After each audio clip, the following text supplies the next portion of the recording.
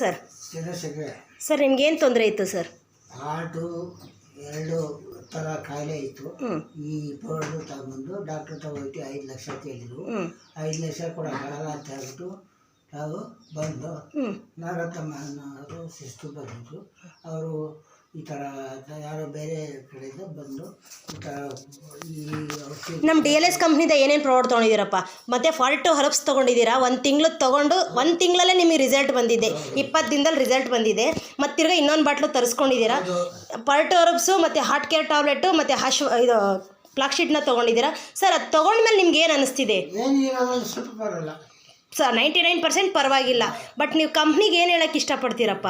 ಏನು ಒಳ್ಳೆಯ ಪ್ರಾಡಕ್ಟು, ಒಳ್ಳೆ ಇದು ತಗೊಳ್ಳಿ ಅಂತ ಪಾರ್ಟಿಗಳಿಗೆ ಹೇಳಿ ನೀವು ಎಲ್ರಿಗೂ ಹೇಳೋಕ್ಕೆ ಇಷ್ಟಪಡ್ತೀರಪ್ಪ ನೀವು? ಮತ್ತು ನಮ್ಮ DLS ಕಂಪ್ನಿಗೆ ನೀವೇನು ಹೇಳೋಕ್ಕೆ ಇಷ್ಟಪಡ್ತೀರಪ್ಪ? ಇಂಥ ಒಳ್ಳೆ ಪ್ರಾಡಕ್ಟ್ನ ಕೊಟ್ಟಿದೆ, 5 ಥರ ಪ್ರಾಬ್ಲಮ್ ಇರೋದನ್ನ ಕ್ಲಿಯರ್ ಮಾಡಿದೆ. ಅವ್ರಿಗೆ ನಮ್ಮ DLS ಕಂಪ್ನಿ MD ಅವ್ರಿಗೆ, ಲೋಕೇಶ್ ಸರ್ ಅವ್ರಿಗೆ ಏನು ಹೇಳೋಕ್ಕೆ ಇಷ್ಟಪಡ್ತೀರಾ ಸರ್? ಅದೇ ಚೆನ್ನಾಗಿದೆ, ಈ ಪ್ರಾಡಕ್ಟ್ ತಗೊಂಡು ನೋಡಿ ನಮಸ್ತೆ ಅಂತ ಹೇಳ್ಬಿಟ್ಟು ಮಾಡಿದ್ದೀನಿ. ತುಂಬ ಧನ್ಯವಾದಗಳಪ್ಪ. ಧನ್ಯವಾದಗಳು. ಈ ಇಲ್ಲ ಯಾವಾಗಲೂ ಬಳಸಿ ಕಾಯಿಲೆ ಇರೋರು ಆಮೇಲೆ ನೋಡ್ತಾರೆ. ಓಕೆ.